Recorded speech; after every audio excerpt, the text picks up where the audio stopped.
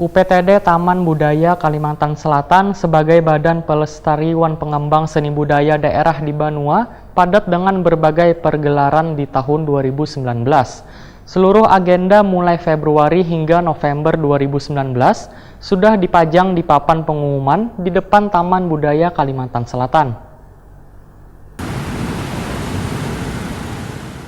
UPTD Taman Budaya Kalimantan Selatan sebagai Badan Pelestarian Pengembang Seni Budaya Daerah di Banua padat dengan berbagai pergelaran di tahun 2019.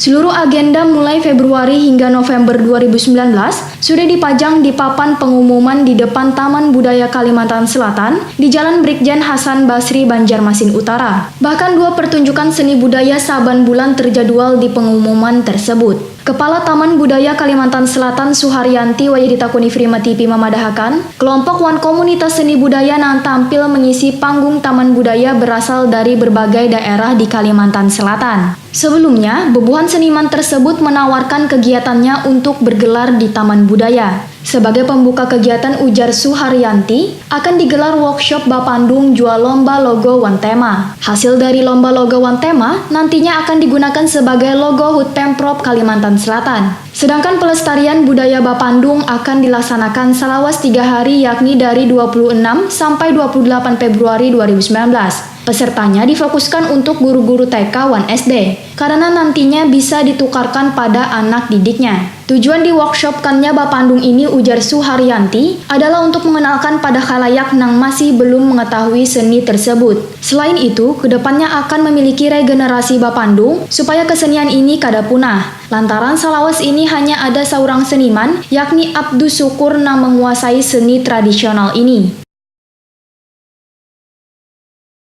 Ya, nanti setelah selesai kita kalau dalam untuk pertunjukan itu nanti di dalam materi selama 3 hari, tetapi di bulan Mei kita mengadakan lomba atau festival Bandung.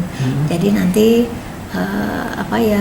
kedepannya tidak hanya sekedar workshop aja, supaya untuk daya rangsangan peserta-peserta itu nanti mereka dilombakan lagi. Pesertanya dari pelajar atau gimana, Bu?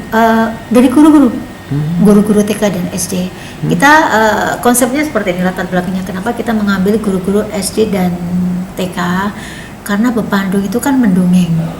Jadi kalau hanya sekedar mendongeng kan ya seperti mendongeng biasa. Dan itu kan di dalam sebuah pendidikan kan di TK SD untuk bercerita kepada anak-anak. Kalau untuk anak-anak SMA kayaknya kan nggak kurang tepat kan sasarannya. Jadi kita menganukan anak TK dan SD yang anak-anak itu kan masih perlu dengan dongeng-dongeng. Sementara itu di penghujung bulan atau pada 27 Februari nanti, Taman Budaya Kalimantan Selatan akan menampilkan pertunjukan seni wan budaya dari Sanggar Air Amuntai Hulu Sungai Utara.